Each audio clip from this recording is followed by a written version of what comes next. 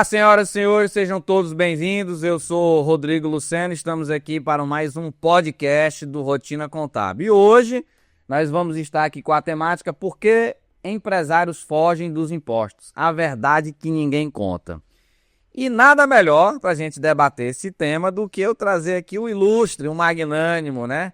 O nosso secretário de Fazenda Municipal no município de Imperatriz, meu irmão, meu ídolo, Dr. Rafael. O ídolo sem vergonha. Olá, pessoal, como vai? Satisfação estar aqui com todos vocês novamente.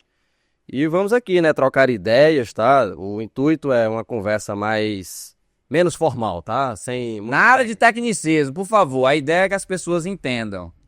Então seja o mais didático possível na hora que você for colocar os apontamentos. Vamos falar a linguagem do povo, que todo mundo entenda. A verdade que ninguém conta. O que você acha que é a verdade que ninguém conta? Vamos tentar descobrir isso já já. Meu querido, vamos lá, direto ao ponto. O que nós vemos, né? Se você abrir qualquer jornal, página de internet que trate sobre economia, você vê vários assuntos. É reforma tributária, é carga tributária, é empresa se hospedando, né? Colocando sua sede em países sul-americanos como o Paraguai. Mas vamos lá, vamos começar lá no início para que a gente possa entender um pouquinho melhor. Por que que esse tema imposto, essa palavra, na verdade, imposto, causa tanto desconforto no empresário? Existe mesmo esse desconforto? O que que é o imposto? Por que que existe esse negócio mesmo? Então, assim, quando você para pensar,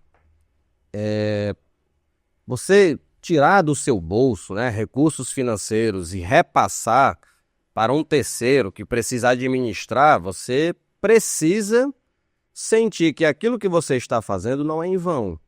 Então está muito atrelado sobre a percepção do retorno. Por quê? É óbvio que todo mundo fala, olha, a carga tributária no Brasil é uma das maiores do mundo. Mas, por exemplo, quando você considera o PIB e o nível de tributação, você pega países como a Dinamarca, é maior do que a do Brasil. Mas o contribuinte na Dinamarca, ele se sente mais confortável em pagar.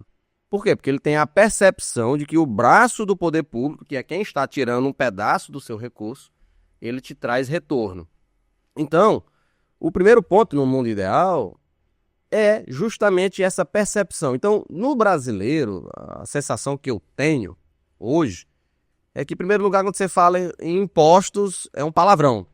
Parece que a pessoa está sendo ofendida. É uma agressão. Uma das frases que eu mais escuto é: não, o governo tá me roubando, né? Exatamente. Tá me tirando, não faz nada e tá arrancando um pedaço aqui do meu faturamento. Então, assim, você fica com essa percepção que o empresário se sente roubado. E se sente roubado porque aquilo que ele é cobrado, ele não sente retorno. Então, o serviço público não é de qualidade. Você tem ali muitos direitos assegurados na Constituição e você não os vê atendido.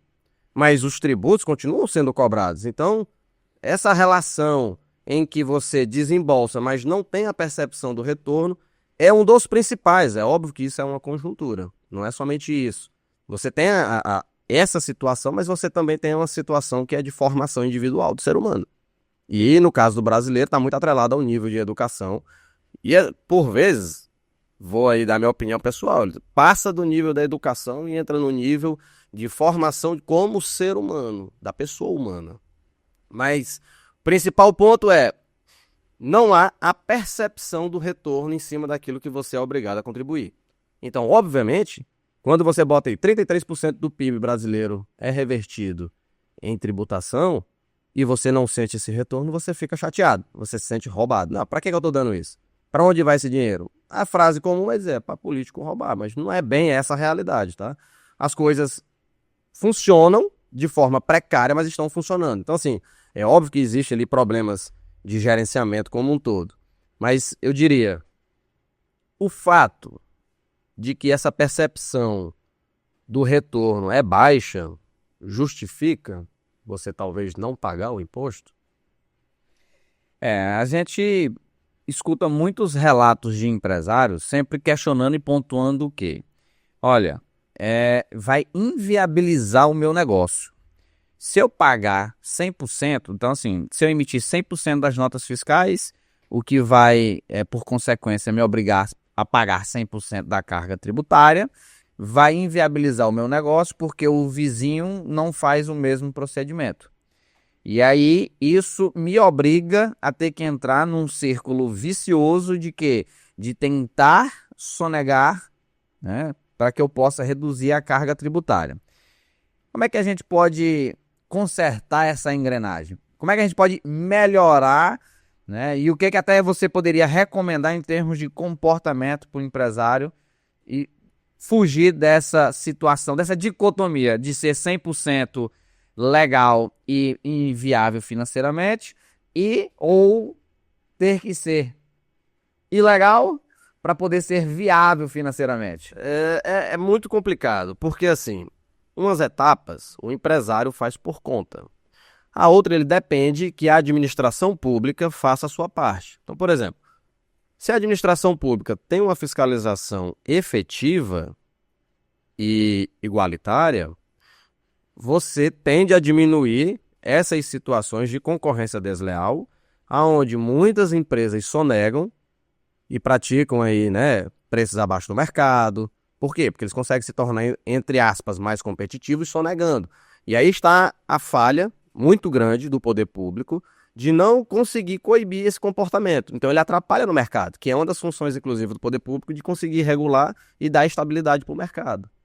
Mas assim, o empresário sempre vai ficar nessa linha tênue, que é o quê? O poder público ineficiente, novamente, ele vai justificar eu poder agir dessa forma? Porque, assim, as pessoas tendem a diminuir o peso da palavra para se sentir melhor. Mas, na prática, sonegação é crime.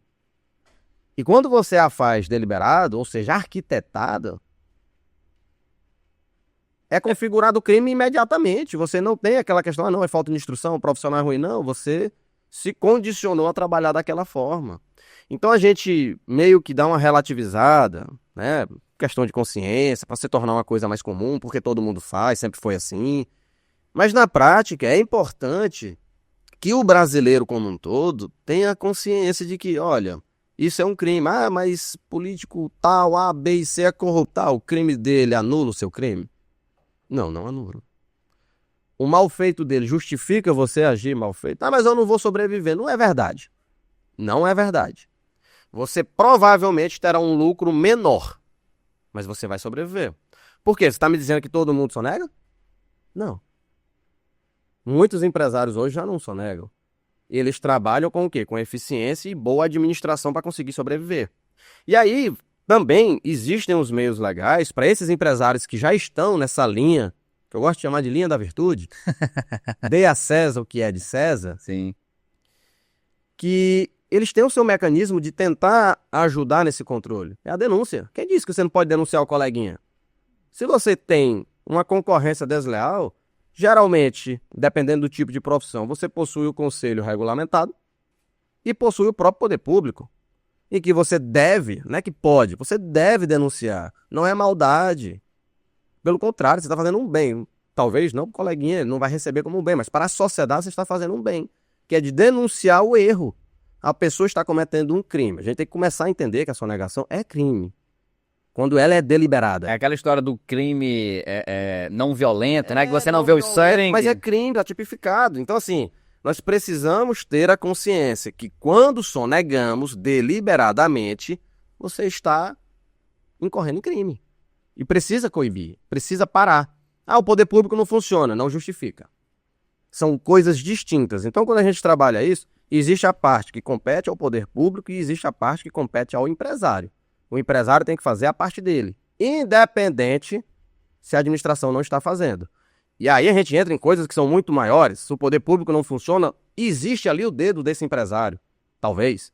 Porque existe o dedo do cidadão. Afinal de contas, quem constitui essas pessoas? Como o poder público tem aquela pessoa que você não gosta? Boa parte da população os colocou ali. Então, assim, é um problema social e logo o empresário não tem o direito de descumprir legislação porque existe um outro problema ali e que talvez ele até faça parte. É uma coisa que a gente pode aprofundar mais à frente, mas o grande ponto aqui, na minha opinião, é que o empresário precisa enxergar que a lei precisa ser cumprida. Nunca haverá um Estado, como é bordão de dia, democrático de direito, se você não cumprir a lei. Não há que se falar em moralidade antes da legalidade. Primeiro você cumpre a lei. E depois de cumprido a lei, você luta para transformar. Se a lei é injusta, se a lei é imoral, você cumpre a lei e de forma legal tenta modificar a lei. Você precisa incentivar, conscientizar as pessoas e se organizar para que você possa mudar o cenário. Senão vira anarquia. Por quê? Porque um empresário acha que determinada ação é imoral barra ilegal, ainda que haja lei, o outro já pensa diferente. Quem vai decidir sobre isso? Não, amigo, cumpre-se a lei e você usa os mecanismos da lei para, se for o caso, corrigir algumas distorções. Mas o grande ponto é empresário, como um todo, ser humano, na verdade, não é só empresário, porque você tem imposto de renda de pessoa física, quase todo mundo sonega. Se a Receita Federal tivesse braço para ir em cima de muita gente aí, amigo, era diferente a situação. E vai ter, com os cruzamentos eletrônicos, vai ter. Então, quando houve aquela ameaça do Pix, por que teve aquela confusão toda do Pix? Ah, vão saber com o que eu estou gastando. Será que era só isso mesmo? Será que era só porque o Estado iria ter conhecimento que você gasta muito com educação, com saúde, com lazer? Ou é porque o Estado saberia que há muita receita omitida? O pessoal tem muita verdade, vai quebrar o sigilo bancário. E aí, até dentro dessa perspectiva da ineficiência do Estado como um argumento válido para você deixar, digamos assim, de contribuir, é aquela história. Por que eu vou pagar IPVA se as ruas estão todas esburacadas, né? Por que eu vou... IPTU. Exatamente, vou pagar... Eu não tenho nem calçada. Vou pagar o IPTU e a cidade é um caos, não tem nenhum tipo de contraprestação de benefício. Mas você descumprir com a lei... não é, né, um argumento válido, simplesmente a não contraprestação eficiente do poder público. E uma das obrigações do poder público, como você até bem mencionou, é de conseguir controlar esse ambiente, né? Chamamos isso, inclusive, de segurança jurídica, para que eu, empresário, tenha a certeza de que eu vou receber, eu tenho que cumprir com uma série de normas. E o município, né, o poder público, na verdade, ele tem esta obrigação de fazer valer as normas. E para isso existe, obviamente, um processo rigoroso de fiscalização. Nós temos acompanhado, inclusive a iniciativa do Pix, era um processo nesse sentido de um aperfeiçoamento do processo de fiscalização do poder público. E aí você, obviamente, acaba permeando os dois lados. Você, enquanto empresário contábil, tem que lidar com as dificuldades do dia a dia do empresário, todo dia batendo na sua porta. Rafael, como é que eu vou pagar menos imposto? Rafael, meu negócio está inviável. Rafael, o negócio está difícil. Se eu pagar esse tanto de imposto, eu vou quebrar. Eu não vou conseguir baixar meu preço e etc. E no outro lado, você, enquanto secretário, acredito que, né, posso estar equivocado, você pode confirmar. Mas uma das principais funções que você tem é o processo de arrecadação no âmbito municipal. E, para que você tenha uma melhor forma de arrecadação, é óbvio que você tem que contar com mecanismos de fiscalização. Então, imaginemos hoje o cenário, né, da segunda maior cidade do estado do Maranhão. Me conte, fale para nós, como é que é esse lado de lá desse processo de fiscalização? Como que o ente público enxerga, né, os empresários? Como que ele... E até, não sei se pode falar essas coisas, né? Mas vamos perguntar, não aqui vai perguntar, né? É uma linha tênue, então. Como que ele enxerga? Ele tem ciência realmente de que o prestador de serviço está ali omitindo receita, como tu mencionou, da declaração de imposto de renda pessoa física. Que a Receita Federal, se ela tivesse braço, ela iria, né, digamos assim, alcançar muito mais contribuintes do que hoje o que ela alcança. E é um caminho natural que gradativamente você vai alcançando mais. Hoje, vocês já conseguem alcançar? Hoje, como... Olha a pergunta, essa daí é boa para todo mundo, fica de olho. Como que tá esse negócio de fiscalização? Hoje, o que é que tu enxerga? Em algum ponto, ainda vai ser... Uma pergunta, hein? Eu não tô perguntando, não é para ensinar, mas ainda vai ser possível esconder, omitir algum tipo de receita e deixar de pagar algum tributo? O que é que você enxerga como perspectiva do futuro a curto, médio e longo prazo? Hoje,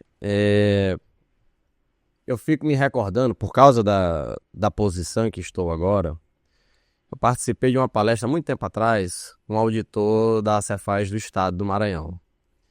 E eu me lembro... Pode falar o nome do homem? Ah, deixa eu... Eu me lembro dele falar... Você estava lá, inclusive. Agora sou eu que vou ter que falar o nome do homem. Eu me lembro que ele falou o seguinte: eu vou informar... Eu sei quem é. Eu vou informar para o contribuinte o que eu já sei. Porque isso é o mínimo que eu espero que ele me informe. E entre eles lá, né, havia essa discussão, mas se você informar, aquele que tem mais informação não vai informar além disso. Aí eu me lembro dele justificar, se ele me informar o que eu já sei, eu já estou feliz, porque hoje nem isso eles estão informando. Se você observar, a Receita Federal faz isso. Aí você faz como todos fazem isso. O município de Imperatriz ainda não faz isso. Então, como que a fiscalização enxerga o contribuinte hoje? Ele enxerga que nós somos poucos e por conta disso, por causa de uma deficiência estrutural, enxerga que nós estamos muito aquém daquilo que deveria ser uma arrecadação mínima justa, tá? Não é? Ninguém fala em esfolar contribuinte algum. Mas o que acontece? Você que é empresário, você precisa entender uma coisa. Vamos lá. Você tem uma empresa aqui na principal avenida da cidade. Uma fachada grande, bonita. Todo mundo vê o fluxo de pessoas. Entra, sai, entra, sai. Aí o auditor consulta o CNPJ dessa empresa. Não tem faturamento. Ou então o faturamento é de microempreendedor individual. Eu realmente preciso de alguma informação para saber que há uma sonegação ali? Essa é a mesma situação que Receita Federal, Estadual, eles vão percebendo em cima dos seus contribuintes, certo? E passaram a informar o que eles já sabiam, que é o próximo passo que a Imperatriz vai entrar. Então, a Imperatriz possui, né, os dados, parte desses dados, eu ainda quero muito mais desses dados, para que a gente possa também entrar nesse ciclo. Vamos informar aquilo que nós já sabemos e esperar um mínimo de informação. Só isso já fará com que a justiça tributária seja muito maior na cidade. Ah, e por que você não vai logo e fiscaliza tudo? Porque eu estou no negativo. Eu preciso construir. Como assim no negativo? Eu estou muito aquém daquilo que eu deveria arrecadar. Quase ninguém tira nota fiscal na cidade. Isso é uma realidade daqui no município de Imperatriz ou tu tem ciência que também ocorre? De município? Sim. No Maranhão é quase como um todo. Por quê? Tu tem informação também de outros estados, se a realidade é parecida ou é uma coisa... Eu tenho informação de outros estados, a informação não é parecido. Está atrelado ao nível de desenvolvimento municipal. Então, quanto mais desenvolvido é um município, maior é a sua estrutura fazendária. A estrutura fazendária no sentido de arrecadação e arrecadamento. E a eficiência dessa fiscalização. Inclusive, isso me faz lembrar do meu mestrado, porque é nisso que eu trabalhei.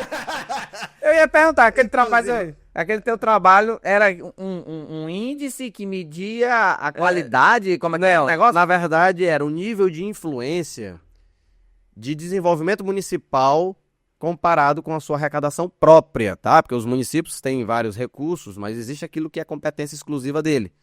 Principalmente ISS, PTU e o ITBI, considerando esses três. Tem as taxas e outras situações, mas vamos focar nesses três. Então você pega esses três tributos, por exemplo, e quanto maior era a arrecadação deste tributo, maior era o desenvolvimento do município. E isso, obviamente, é escalonado de acordo com o porte do município, população, nota na educação. Então, você fazia ali uma conjuntura que você via, olha, quanto mais desenvolvida é uma fazenda, quanto mais competência e eficiência ela tem na sua arrecadação própria, maior o desenvolvimento dos municípios. E aí, nesse momento, 5.570 municípios que eu analisei para fazer... 5.570 municípios são todos os municípios do país? Foi, isso. Você via claramente ali... A realidade todo mundo já conhece, sul, sudeste, desenvolvimento lá em cima, municípios pequenos, metade de Imperatriz com desenvolvimento muito maior, mas também com a sua arrecadação própria, funciona, porque funciona até hoje. E Imperatriz ficando para trás. Eu não vou entrar do porquê Imperatriz é assim, é uma conjuntura, não existe um único fator, é uma coisa histórica, que se construiu até essa situação. O que me importa é, chegou a nossa vez. E o que nós faremos com o nosso tempo. O intuito é tirar a Imperatriz dessa situação da defasagem e começar a construir os tijolinhos pensando no futuro. Esse bastão não é meu. É aquela corrida que você vai passando o bastão, né? Eu recebi o bastão. Eu considero que eu estou sendo o primeiro da corrida, nesse sentido. Porque verdadeiramente busco apenas isso. Não há outro motivo de eu estar na fazenda municipal. Eu quero que esta fazenda se desenvolva e cresça profissionalmente. Então, eu sou o primeiro passo. E os servidores que ali estão, tentarei dar o máximo de condições para que eles prossigam com isso. Eu não sei quanto tempo estarei ali. Posso deixar de ser secretário amanhã. Como posso ficar 4 anos. Como, sendo reeleito, posso chegar até 8 anos. Mas não sei quanto tempo lá estarei. Então, o meu intuito é o quê? No pouco tempo em que estiver, ou no muito tempo que estiver, estruturar o máximo possível para que a Secretaria de Fazenda continue a crescer. Não há outro objetivo para mim dentro dessa secretaria. Eu preciso, até por uma questão como cidadão imperatrizense, nascido aqui, vivo aqui, não pretendo ir embora, ajudar a minha cidade. Eu quero colocar ali o meu pequeno tijolinho.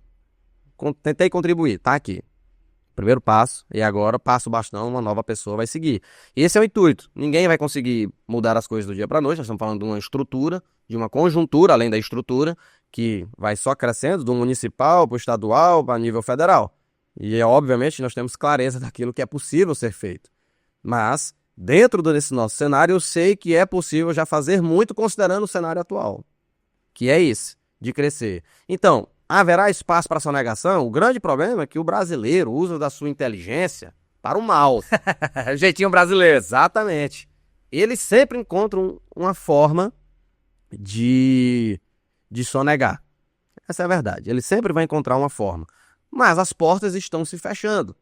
Começa-se nos grandes centros e ela vem descendo quando o município do interior, que é o nosso caso, somos um município do interior, apesar de ser a segunda maior cidade do estado, quer. Quando o poder público quer. E aí você tem que buscar essas ferramentas, essas situações que ocorrem lá fora e começa a trazer para dentro da cidade. Que é o que nós estamos tentando fazer aqui em Imperatriz hoje. Então, obviamente, se ficará muito mais difícil sonegar no futuro.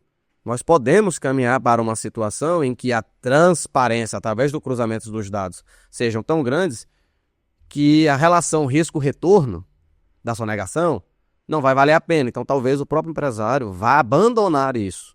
Na prática. Mencionamos que está tendo um processo de evolução desse processo de fiscalização da questão dos tributos. E tu mencionou que a nível municipal, os principais aí seriam o ISS, seria o IPTU, né? Com o ITBI. E o ITBI. Hoje, vamos tentar aqui até para o pessoal também entender. Como é que funciona esse negócio aí desses impostos? Ele é usado para o quê? Como é que funciona? Chega esse recurso, para não supor, eu sou contador, emito minha nota fiscal, paguei lá meu ISS, chegou lá para ti. O que tu faz com essa grana lá? O que tu, no sentido da prefeitura, daqui a pouco eu vou pensar que tá dentro do seu copo. Mas o que acontece com esse recurso uma vez que chega no município? Por que eu pergunto isso? Porque nós estamos vendo que os mecanismos de fiscalização para conosco, em termos de contribuintes, estão se aperfeiçoando. Eu sei que existe o portal da transparência, né, que é uma plataforma super importante na questão de acompanhamento dos gastos públicos, que a maioria da população desconhece. Mas explica para nós assim, claro, resumidamente, não tem como detalhar, mas resumidamente, o que é feito com esse recurso uma vez que chega? Então, isso parte da ideia que o cidadão precisa ter na hora de votar, tá?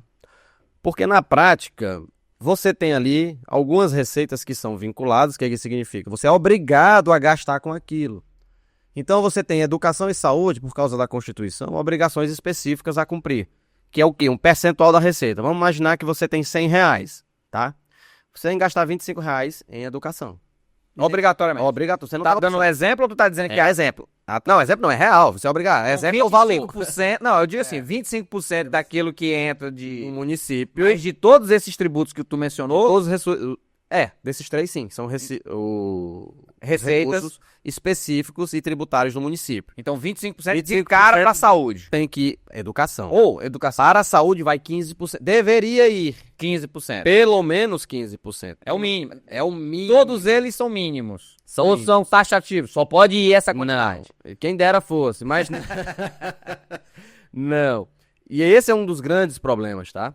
Por quê? Porque aí você tá vendo que você tá engessando uma parte já da receita do município. Porque você manda 25, 15, 15 já tem 40 aí Exato. comprometido. No mínimo, no mínimo. Então sobra 60, ok? Então, sobrando 60 de recurso, ele não tem mais, não é mais para ter nenhuma vinculação. No E isso restante. eu falo não é para ter porque aí você entra em problemas legais. Existem leis que são inconstitucionais que vinculam parte da receita para gastar com cultura, para gastar com agricultura. Não pode. Essas leis são inconstitucionais. Aí as prefeituras precisam se mobilizar, fazer essa parte administrativa. Mas ocorre com frequência. Mas tu fala de leis municipais Sim, ou leis estaduais? municipais que vincula 3% do ITBI tem que ser gasto com cultura. Não pode. Porque é vedado pela Constituição. Você não pode vincular a receita tributária a uma finalidade. E é por isso que o contribuinte, quando fala, não pago porque minha rua está esburacada. Primeiro que esse dinheiro não é para asfaltar a rua. E o que é esse dinheiro? Você não votou? Você não escolheu um prefeito? Pois é o prefeito que vai escolher onde vai gastar. Ele pode pegar os 60 e gastar todinho na saúde. Zero na infraestrutura. É uma decisão administrativa, é o que ele vai executar. Porque se você vincula o dinheiro à finalidade, o que ele vai gerir? Pessoas. Não vai gerir recursos. Que a maioria das pessoas também já está tá destinado. A maioria das pessoas também já são concursadas, então não vai gerir tanta coisa. Cada um já tem sua função estabelecida ali. Exato. Então, assim, você paga IPTU, você paga ITBI, você paga IPVA para o Estado, você paga todos os tributos que você paga, ele não será aplicado necessariamente na área que você imagina que é afim. Então, IPTU você imagina, eu quero pavimentação na minha rua, quero as calçadas bem planadas, com acessibilidade. Não, não é necessariamente isso que vai ocorrer. Aí cabe ao gestor entender as maiores necessidades do município e aplicar esse recurso. Você votou numa pessoa que foi para isso, para ser o gestor da cidade. Entendo. E ele vai gerir o quê? Tudo. Ele vai gerir o recurso, cumprindo, obviamente, algumas coisas em que ele é engessado e outras que ele tem alguma liberdade. E ele é que vai priorizar o que precisa ser feito. Entendo. E você constituiu alguém, você conferiu o seu poder individual a alguém para tomar essa decisão por você. Porque não tem como todos os cidadãos Os 300 mil habitantes do município ficarem fazendo uma votação para cada real que for ser de um gasto. Então você precisa delegar isso para alguém. que é o representante do povo. Que é o representante, né? E o chefe do Poder Executivo, que vai executar as políticas públicas que são aprovadas dentro do Legislativo, que você também votou num cidadão. Então, assim, tudo vai, mas volta. Se você quiser perguntar responsável, é só pegar o espelho. O responsável sempre está ali no reflexo do espelho, olhando para você. É você mesmo. Você escolhe as pessoas que vão gerir o recurso e as pessoas que vão julgar a gestão desse recurso, os vereadores. Aí você entra num problema que é muito profundo, que é aquilo que eu citei no começo. É um problema de formação do ser humano que envolve educação e virtudes. Que se você não possui, é difícil exigir o resultado lá no final. Essa reconstrução ela é profunda, muito profunda. E ela inicia na consciência de que o poder emana do povo, desde que o povo saiba o que é que ele está fazendo com o poder que é dele. Porque se ele não souber, ele vai colocar coisas esquisitas para governar, com interesses alheios, para resolver as suas necessidades individuais. Não vai acontecer. Então, é uma coisa bem profunda, que envolve a todos, não só os agentes, porque os agentes são reflexos dessas pessoas. Nossa, no caso, eu voto, você vota. Então, se você acha que a sua cidade é ruim, que o seu estado vai mal, que o seu país está colapsando, de quem é a culpa? É só olhar no espelho. Ah, mas eu não votei. Mas é democracia, amigo. O que você está fazendo para conscientizar o coleguinha ao lado? Você está dando instrução? Você está conversando com ele? Mas com piedade e não com agressividade, impondo ideias, mas clareando através da lógica e mostrando a realidade das coisas e tentando dizer para ele que o bem de todos está acima do seu bem individual. Isso dói. Dói profundamente. você abrir mão de uma coisa que é bom individualmente para algo que é melhor coletivamente. Exige o quê? Muita virtude para fazer isso. Você tem que cortar na carne. Você é capaz de fazer isso? É muito difícil. Isso é que complica toda essa conjuntura, porque ela é profunda demais para ser resolvida. E pelo que tu pontua, acaba sendo um cenário difícil de mudança, né? É um processo que leva gerações. O que eu gosto de dizer, alguém precisa começar. Então, pessoas, em algum momento que tiverem a oportunidade, me foi dado. Então, eu entendo o peso da responsabilidade que hoje eu tenho, que é uma luta, em primeiro lugar, comigo mesmo como ser humano. Até para que essas minhas palavras não sejam todas vãs, mas a minha grande luta é comigo mesmo. Não é com o serviço. E eu tenho que colocar na prática aquilo em que eu acredito nesse exato momento. Que a transformação passa pelo indivíduo, que ao ser constituído em um determinado poder, não se corrompa. E aí eu faço até uma confissão, que foi literalmente uma confissão. Estava eu me confessando com o meu querido sacerdote. Eu não tenho aqui poder de adsorção. E eu conversando com meu querido sacerdote, ele me falou: meu irmão, se você, o tempo que estiver lá, sair sem se sujar, você já fez muito. E é real. É real. É difícil. Entendeu? É uma vida difícil, você está ali no centro, com muitas decisões importantes que impactam na vida de todos. Então você imagina, tá ocorrendo lá a reforma tributária, né? A reforma tributária impacta a vida de todos os empresários, certo? Nós vamos ter um programa sobre essa pauta aí. Vamos? Mas pode rapidamente pincelar para... que eu quero dizer é outro programa, a gente fala sobre essa daí já. Não, porque eu ia dizer em relação aos interesses individuais. O que acontece? Um parlamentar precisa votar. Então, você pega uma bancada rural, por exemplo, que possui interesses individuais, ele não está muito preocupado no interesse coletivo. Mas ele vai, obviamente, fazer pressão em cima de um parlamentar para que vote de acordo com o seu interesse particular. Aí, a força necessária para o parlamentar resistir a isso requer virtude e determinação. Ou, como diria minha querida Santa Teresa de Ávila, uma determinada decisão. A gente vai entrar num espectro político que é difícil, inclusive, de debater, e fica melhor até para o nosso próximo podcast, que a gente já convida aí vocês para participarem. Vamos conversar aí sobre a reforma tributária.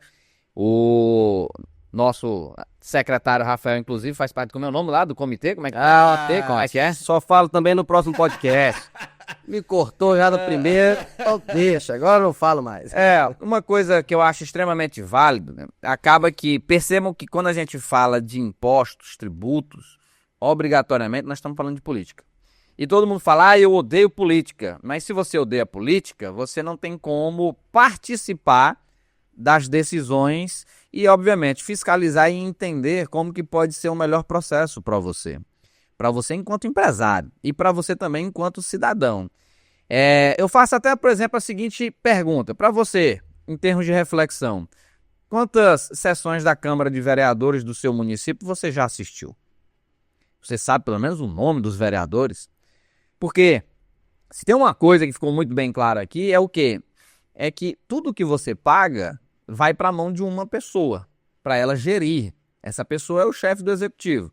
Salvo ali as limitações que ele já tem por legislação de 15% para saúde e 25% para educação, eu até fiquei, pensando, eu pensei que era o contrário, que a saúde era... Mas aí são realidades locais, né? Então você pega um município menor onde não tem nem sequer um hospital, gasta com saúde, comprar uma ambulância e despachar o enfermo para a cidade ao lado, no caso Imperatriz, geralmente. Isso acontece aqui, né? Com muita frequência.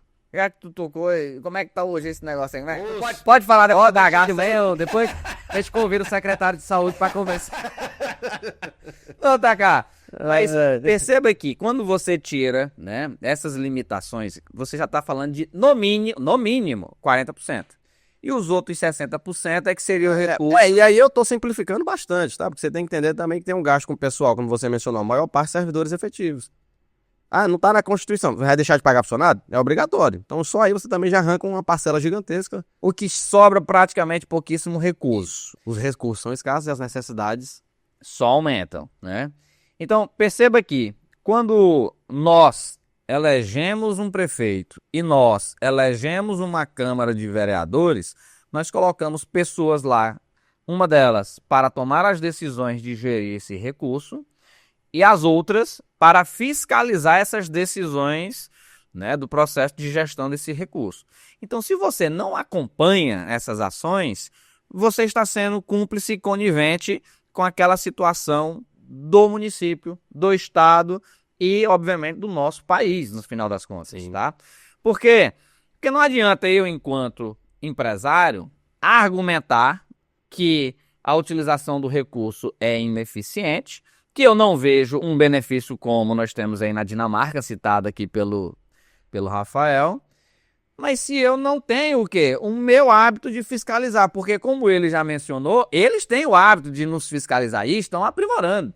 Então, isso também tem que ser recíproco. À medida em que eu, obviamente, estou aqui me corrigindo, até porque eu estou sendo obrigado, já que eu estou sendo fiscalizado, assim que eu estou melhorando nas minhas virtudes para que eu não tenha que ser fiscalizado para pagar os meus impostos devidamente, mas que eu faça isso porque é o que a lei exige, não porque eu estou sendo fiscalizado. Isso também retorne para o que é espontâneo, né? Exato. Que é um ponto em que às vezes justifica a falta de fiscalização do cidadão eu também tô sujo. Eu só nego. Entendo. Como é que eu vou apontar o dedo pro coleguinha? E a maior parte que aponta, se fizer a mãozinha na consciência, verá que comete a mesma coisa. Afinal de contas, corrupção é corrupção. Você pode se corromper de diversas formas. E no caso, a maior parte dos empresários hoje, infelizmente, e eu falo realmente com propriedade, a maior parte dos empresários estão se corrompendo, ou já estão corrompidos, mas exigindo a moralidade e a legalidade do coleguinha, exceto quando toca em si mesmo. E aí eu entro, não falo de imperatriz, mas eu falo a nível de Brasil. Esse é o grande problema. E pode cortar ideologias, não tem nada a ver. Porque ambos os espectros fazem a mesma coisa. Você exige aquilo que você não está disposto a fazer. E esse é o grande mal. Por isso que eu volto. O maior problema dessa conjuntura como um todo é o eu, que não quer pegar o espelhinho e olhar. E quer justificar as suas ações pelas ações dos terceiros. Então, apenas se você quer modificar a realidade ao seu redor, modifique a si mesmo. Basta isso. E aí as coisas vão acontecendo no seu entorno. Faça em você e você vai ver que a pessoa ao seu lado, seu parente, seu concorrente, seu funcionário, todo mundo começa a modificar.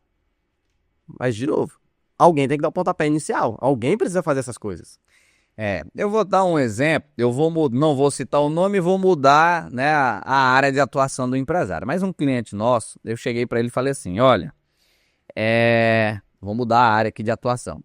O seu prato, né, que é o seu prato de alimentação, de refeição, ele custa R$100 e hoje você não está declarando, né, não está emitindo ali a sua nota fiscal, declarando esses valores para que você pague seu tributo. Vamos imaginar que você começasse a emitir a nota, tivesse que pagar o imposto, e para simplificar a nossa vida aqui, vamos dizer que essa carga tributária seja de 10%, tá? Aí o cara fala, então eu vou cobrar 110. Não, a matemática não é essa.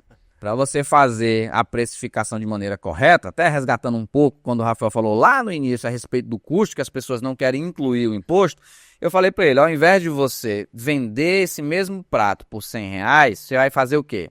Já que é 10%, você pega R$100, divide por 0,9 e você vai encontrar o seu novo preço de venda. Então o seu preço de venda vai ficar ali em torno de R$111. Aí quando você retirar esses 10% da carga tributária, você vai ter os mesmos R$ 100, mas dessa vez líquido. Ah, Rodrigo, mas eu estou aumentando meu preço. Está. Mas o cara que está comendo, se alimentando lá com você pelos R$ 100, ele não vai deixar de se alimentar lá com você por causa desses R$ 11 a mais. Porque se ele paga 100, ele paga 111. Ah, Rodrigo, mas ele não vai. Pô, então tu vai ter que entrar no teu lucro ou tu vai ter que entrar na tua estrutura de custo. O fato é, o ideal e o correto é que você se regularize. Porque é o que o Rafael está pontuando. É o eu. Você começa pelo eu. Então a primeira coisa é, antes de eu cobrar, eu tenho que fazer a minha parte. Então qual que é a minha parte? É eu simplesmente cumprir com o que a legislação nos obriga. Existe uma diferença entre elisão e evasão fiscal. Então o que a gente tem que propor é sempre o quê? A elisão. O que é a elisão? É você pagar a menor carga tributária possível dentro da legalidade, dentro do que o que a norma te permite. A evasão é quando você começa a omitir as suas receitas para que você pague uma carga tributária menor. Então, quando você está correto, aí você começa também a entrar no espectro correto e de virtuoso de cidadão. Aí você começa o quê? A fiscalizar o seu prefeito, seu vereador, o seu deputado, o seu governador, seu senador e o seu presidente. Porque se ele não estiver lhe representando da maneira correta, você melhora para uma próxima gestão. E aí, Rafael, para a gente caminhar aqui para os finalmente, eu lhe faço a seguinte pergunta. Nós temos, obviamente, uma relação aqui que deveria ser, utopicamente falando, de ganha-ganha. Onde eu, enquanto contribuinte e empresário, eu tenho um ambiente propício para desenvolver os meus negócios, eu tenho a minha qualidade de vida enquanto cidadão, e do outro lado, você tem o poder público que me representa, que me propicia isso, mas que está o quê? Sendo alimentado pela minha geração de parte da minha geração de riqueza. Então eu estou ganhando e ao mesmo tempo o poder público também está ganhando a parte que lhe cabe conforme a legislação. Como que pode haver uma aproximação? Como que pode haver esse processo harmonioso, né, entre o poder público e também o contribuinte? Porque, certo momento, né, eu vou fazer aqui um paralelo, quando eu estava num setor de controladoria, né, / auditoria, os demais processos, clientes que você atende, ele não gosta. Por quê? Não, o cara tá só me fiscalizando, ele tá procurando erros meus. Eu tendo a imaginar que a sua secretaria também seja vista dessa forma. Todo mundo, não gosto do Rafael não, o cara só tá me cobrando. Eu sei que é difícil. Por quê? Porque no fato você está ali indo buscar uma parte que cabe ao município, legalmente falando, e nem é a secretaria quem aplica. Você só tem um processo de arrecadação, né? Quem vai aplicar os recursos são os gestores e as demais pastas. Como que a gente consegue conciliar esses interesses, deixar esse ambiente harmonioso? Como que faz essa aproximação empresário, contribuinte e poder público, arrecadador? Essa semana, nós recebemos lá um processo de alvará. Dentro desse processo... Alvará é a licença para poder funcionar, né? Então imagine lá, um restaurante quer tirar seu alvará de funcionamento, aquele que você precisa afixar na sua empresa. Dentro desse processo, havia um documento falsificado. Falsificado. E o cara pedindo alvará. Pedindo documentação. E assim acontece com certa frequência. O que eu olho e enxergo nessa situação? Peraí. Eles alegam que o licenciamento é lento, né? E eu não tiro a razão. Existe sim a sua deficiência. Mas ela é de cunho legislativo em parte e outra parte de cunho administrativo mesmo, que é questão de estrutura.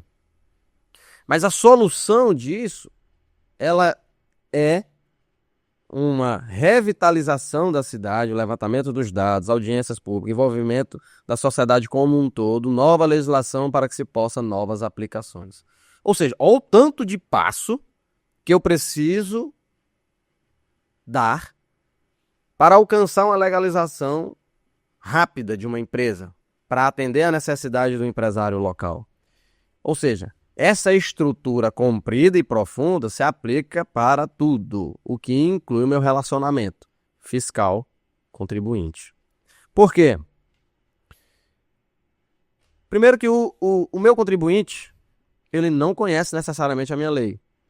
E tem sempre, tá? Em qualquer situação que eu vou colocando, ela tem a situação individual e a culpa do poder público. A lei é confusa, a lei deixa a desejar em muitos pontos, várias situações já precisavam ter sido corrigidas ao longo do tempo que não foram. E aí você vai para o individual, que encontra essa legislação confusa e encontra também um certa, como eu posso dizer, ingerência administrativa no meio do caminho e cria-se uma revolta. Eu preciso, o poder não me entrega e quando eu vou fazer com base na lei, eu me amarro mais ainda porque a lei amarra a administração. Então ele fica nessa encruzilhada. Então, como que isso pode mudar? Na prática, primeiro, não será do dia para a noite. Segundo, é um processo longo, gradual e que envolve as duas partes. Então o indivíduo precisa se envolver, participar e ter paciência nesse processo. Ou você acha que eu não sou achincalhado aí por várias pessoas? O secretário de Fazenda nunca conseguiu desburocratizar. E o secretário de Fazenda é o ponto final, a Secretaria de Fazenda é o ponto final do alvará. Antes, tem às vezes uso, ocupação de solo, meio ambiente, vigilância sanitária. Quando chega lá, é que vai para os finalmente, que é relativamente rápido. Mas como já demorou tanto nas esferas anteriores, ou às vezes nem sequer concluiu, desemboca no documento final, que é o de funcionamento. Ah, nunca tirei meu alvará de funcionamento. Isso é só um dos exemplos que se aplica a tudo.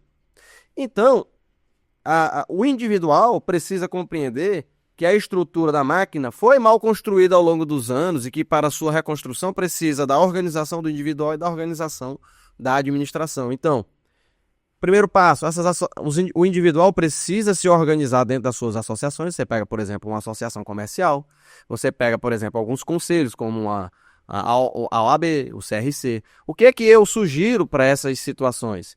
Que cada um desses conselhos, onde encontra essas dificuldades, chama a parte envolvida, verifica a dificuldade e, em conjunto, propõe uma nova legislação, porque tudo esbarra na legislação. É o primeiro ponto. E algumas coisas antes da legislação, posso citar um georreferenciamento da vida, como já estive na associação comercial conversando sobre isso, é uma coisa cara, demorada e que precisa de licitação, que é demorado. E aí? Eu preciso que eles tenham paciência, infelizmente não há outra coisa. Estamos tentando licitar, precisamos modificar, realizar o georreferenciamento para depois corrigir uma série de problemas que existem. Só para deixar claro para todo mundo, qual é o impacto do georreferenciamento no município? Na verdade, em tudo. Eu costumo dizer que é a principal obra estruturante que a Imperatriz precisa. Por quê? Porque ele se aplica à construção civil, ele se aplica ao cálculo do IPTU, ele se aplica ao mercado imobiliário, ele se aplica a definições empresariais e a instalação de novas empresas na região. Mas explica como que isso funciona. É porque a Imperatriz não é mapeado. Então, não está bem delimitado, considerando o cenário atual de Imperatriz, as regiões onde determinada empresa pode existir, onde é área pública ou não é área pública, para que você possa titular as pessoas. Boa parte da cidade não possui registro do seu imóvel. Então, é uma questão de construção da cidade. E o georreferenciamento vem e faz um mapeamento da cidade. O referenciamento, pessoal, imagina que é uma foto da cidade e depois você joga numa tela e você tem um mapa da cidade. Uma foto de cima da cidade. Isso, e também terrestre, em que você vê o desenho das casas, praticamente dos prédios. O Google Earth, que você vai visitando a cidade e caminhando por ela. Teria isso. Então, você tendo o retrato da cidade, você começa a ter as informações para poder construir a legislação a respeito disso tudo. Isso impacta nas obras, nos investimentos, nos cálculos de IPTU, nas vendas imobiliárias e na expansão urbana e desenvolvimento urbano. Então as pessoas reclamam, óbvio, com razão, também reclamam. Falta calçada, as ruas são estreitas, isso é aquilo. Como que se faz o planejamento se você não tem um mapa da cidade? Antes de liberar alguma coisa, você precisa enxergar como um todo. Então, não importa o que aconteceu para trás, o que importa é o nosso cenário atual e o que nós iremos fazer com este cenário. O cenário é esse, falta informação. Obra estruturante, georreferenciamento e a partir daí você começa a destravar. Então, como que se muda a realidade como um todo? É essa junção de poder público com o individual, mas o individual abrindo mão do seu interesse individual, mas pensando na coletividade. E isso passa, obviamente, por você pessoalmente cumprir a legislação para que você possa cobrar a legislação. Na hora que você começar a cumprir, você cobra e vai cobrar com razão o cumprimento dessa legislação. Então, esse é um processo longo e que precisa do envolvimento individual e do poder público. Ah, mas o poder público não está me correspondendo. Aí você vai ter que esperar efetivamente 4 anos para escolher melhor. Se o poder público não corresponder, é porque as pessoas escolheram mal. E aí você precisa pressionar. Você tem os mecanismos de pressão. Tem todos os órgãos de controle. Ah, mas tem corrupção. Amigo, você tem que entender que isso é um processo. E ninguém vai modificar o mundo do dia para a noite, mas um passinho de cada vez, e às vezes um passo para trás para dar 2 para frente, é o resultado. Tem que ter a paciência, a organização e a instrução para você correr atrás disso tudo. Então, hoje associações de classe se reunir com as partes específicas do poder público para propor soluções individuais que vai construindo todo. São pequenos problemas que você vai resolvendo um por um. Pessoal, então, ó, como a gente pode ver, fica o ensinamento, fica as recomendações de que no coletivo você vai tomando as decisões para que individualmente você seja contemplado, mas a partir do coletivo. E a importância política também acaba permeando todo esse cenário, porque no final das contas o imposto nada mais é, né? O tributo nada mais é do que a fonte de receita que movimenta toda a máquina pública. E quem vai gerir esses recursos são exatamente aqueles que todos nós votamos. Pessoal, eu quero aqui agradecer aqui pela presença aqui de todos vocês. Eu espero que vocês tenham aí sentido aí um pouquinho desse gostinho e entendido como é que funciona essa parte tributária, que o quão importante é, né, que o empresário esteja, primeiro, correto, para depois também começar a exigir que tudo esteja correto e da melhor forma possível. E convido vocês também para estar aqui conosco no nosso próximo podcast, que a gente vai estar falando aí sobre reforma tributária. Aí eu vou deixar o Rafael falar mais ainda aí agora, com mais detalhes sobre esse processo que vem aí para a gente poder debater. Agradeço a presença de todos vocês. Rafael, meu querido, dê aí suas últimas palavras para que a gente possa estar encerrando mais um episódio de hoje. Valeu, pessoal. Doutor Rafael, é contigo. Maravilha. Então, eu quero deixar só uma mensagem. Eu enxergo ela como de esperança, tá? Dói no começo, porque é uma mudança pessoal, você precisa cortar na sua própria carne, mas depois você vai ver que vale a pena. É óbvio que se você fizer isso, pensando que é pelo bem maior. Seu, das pessoas que você ama, da cidade que você vive, do estado e do país em que você está. Então, aperfeiçoar o seu próprio eu, enxergando as suas fragilidades e as suas incongruências, né, vai fazer com que você se torne uma pessoa melhor. Consequentemente, o seu aperfeiçoamento vai aperfeiçoar o seu entorno. E isso vai alcançar a cidade, o estado e o país. Nós precisamos acreditar nisso, precisamos acreditar que as boas sementes vão crescer, frutificar e, com fé em Deus, serão maiorias. Seremos maioria. Eu acredito nisso, tenho muita esperança nisso.